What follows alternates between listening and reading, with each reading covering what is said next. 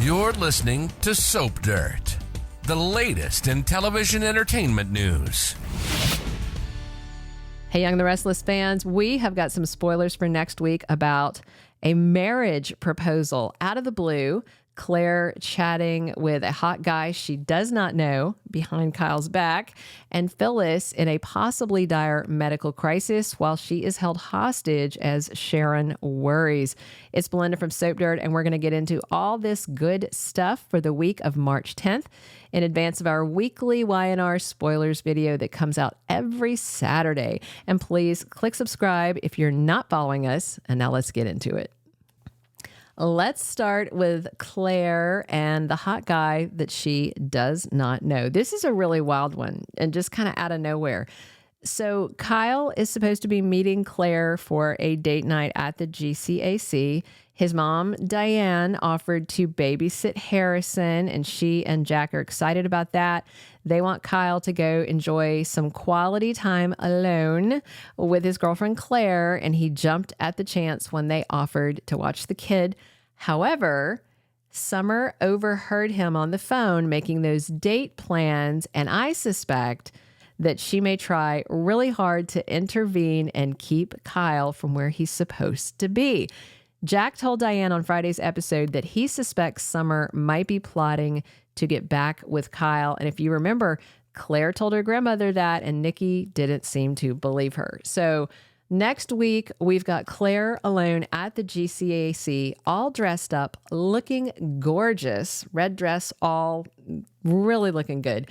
And she's clearly waiting on her date, Kyle, to arrive. And she's decided to try a martini and makes a little joke to herself about how it's a strong drink and she's not like James Bond. And of course, it's the British spy's drink of choice, shaken, not stirred, and all that.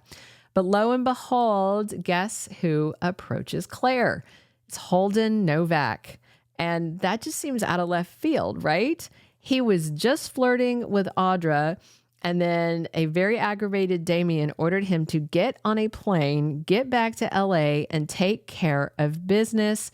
But Holden said he was on a later flight, and the GCAC bar is definitely not an airplane. So is he defying Damien's orders? We'll see. I just have to wonder, is Holden flirting with Claire because she's pretty and alone, or is there more to it? Because he approaches her and the flirt game is on strong. There's no reason for Holden to know Claire or anything about her unless they just turned her up from general, research on the town, because she grew up under Jordan's thumb, pretty much isolated from everybody. So no reason to know him or either way for them to have any idea who each other are. So this may be just some opportunistic flirting, but it really has me wondering, where is Kyle? And did Summer delay him to annoy Claire or to try and make her jealous? Will she be sure and say, sorry, he was late for your date, he was with me? Typical Summer behavior. All right, now let's talk about Phyllis. She and Sharon are still held up in the Havenhurst Psychiatric Clinic, hostage of this mystery person. They've been given canned food, water, even coffee, but not much else. They're not being tortured or harmed, but they are definitely still captives. And up until this spoiler I'm about to tell you about, both Phyllis and Sharon seem perfectly safe. Annoyed, but safe. And I still wonder if it's Michael Baldwin who's holding them there, trying to force them to make peace once and for all. We'll see. But really, it feels like Sharon and Phyllis are thrown together to see if they can work things out. So I'm betting if they set aside their differences, Red and Sharon would be set free, but things are going to come to an unexpected head before then. Next, let's get into what happens to Phyllis that could bring an abrupt end to this kidnap plot. So Sharon is really worried when Phyllis starts gasping and bending over in pain. She's clutching her stomach, and she tells Sharon she's really nauseous. So this could mean Phyllis is having some sort of medical emergency, some kind of gastric crisis, and Sharon has to beg their captor to get her medical attention. Or this could be some sort of scenario that Phyllis cooked up.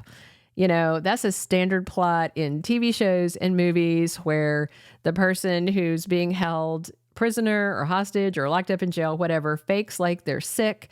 The guard comes to check on them and then they tackle them and get away. That could be a plan that Phyllis has cooked up.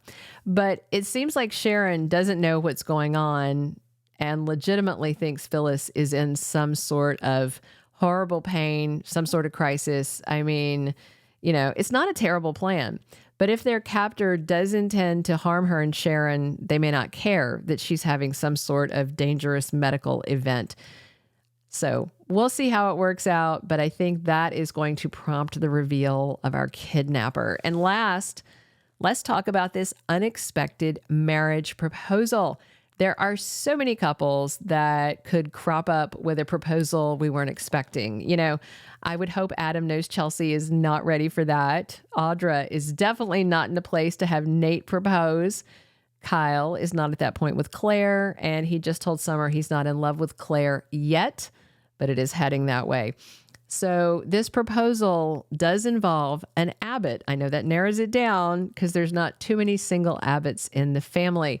Jack and Diane witness what happens, and they are very happy about it. And no, it's not Ashley Abbott. I mean, heck, she doesn't even have a boyfriend right now.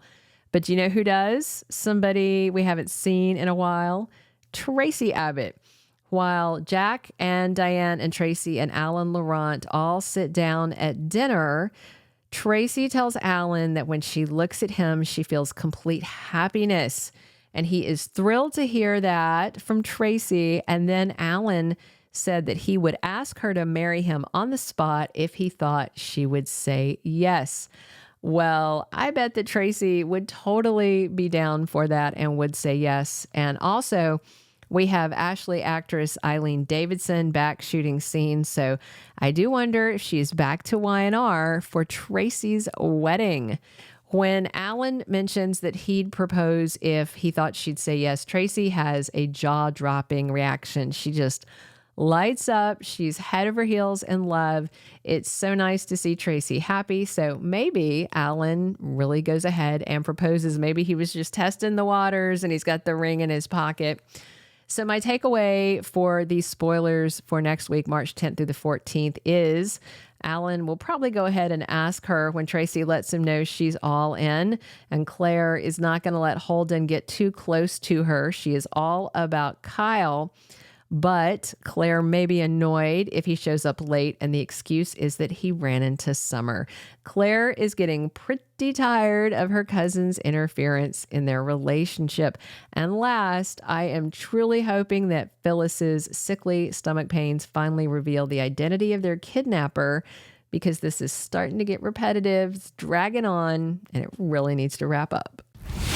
Thank you for being a loyal listener. Follow us wherever you get your podcast, because you don't want to miss the next episode. Soap Dirt is on all the major podcast platforms, including Apple Podcast, Spotify, iHeartRadio, and more.